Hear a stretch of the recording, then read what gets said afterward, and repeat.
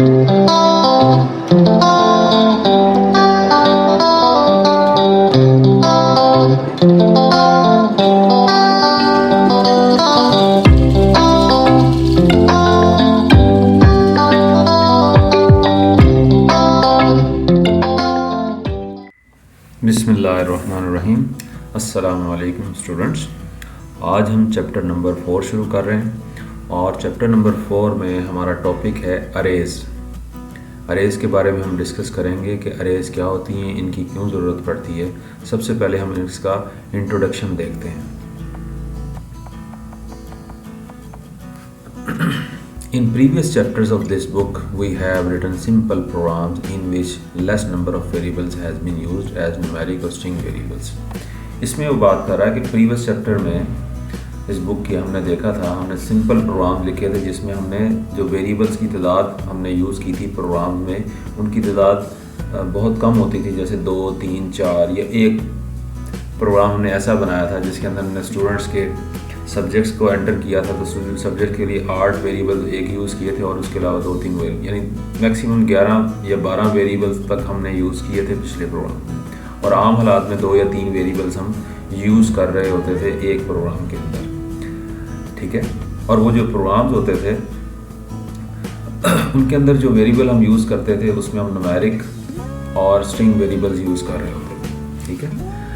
If we have to use 100 और 1000 different variables in a program, अगर हमें किसी प्रोग्राम में 100 या 100 से ज़्यादा या 1000 तक वेरिएबल्स की ज़रूरत पड़ती है, it will become difficult to handle them. तो उस सूरत में क्या होगा कि उनको हैंडल करना बहुत मुश्किल हो जाएगा। वो किस तरह, जब नंबर ऑफ़ वेरिएबल्स बढ़ेंगे तो आपको उनके नाम याद रखना मुश्किल हो जाएगा, उनको कॉल करते हुए आपको मुश्किल होगी कि किस वेरिएबल में आपने डाटा रखवाना है, कहाँ से डाटा पढ़ना है, ठीक है, किस वेरिएबल से डाटा को स्क्रीन पर प्रिंट करवाना है।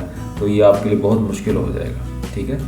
For example, a program has to store names of 100 students in a computer. अगर आपने एग्जांपल के तौर पे, जैसे यहाँ वो कह रहा है कि आपने एक प्रोग्राम बनाया और उसमें आपको 100 स्टूडेंट्स के नाम स्टोर करवाने हैं, ठीक है।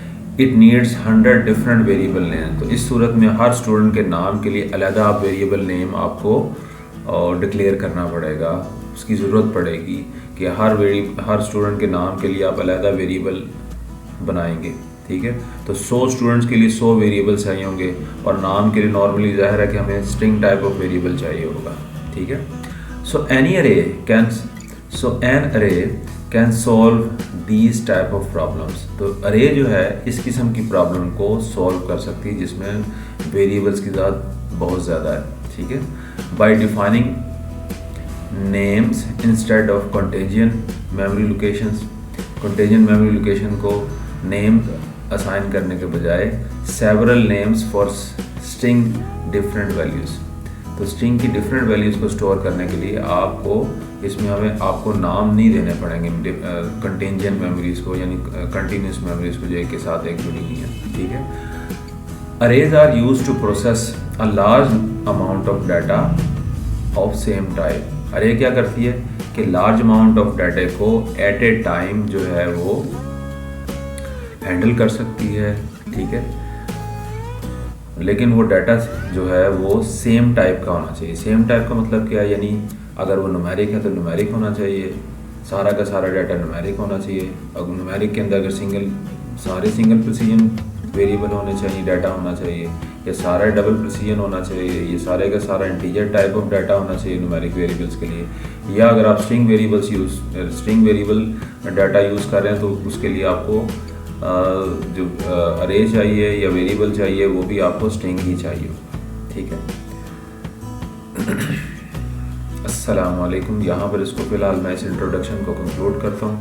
फर्दर व्हाट इज़ एन अरे को हम अगले टॉपिक में डिस्कस करते हैं।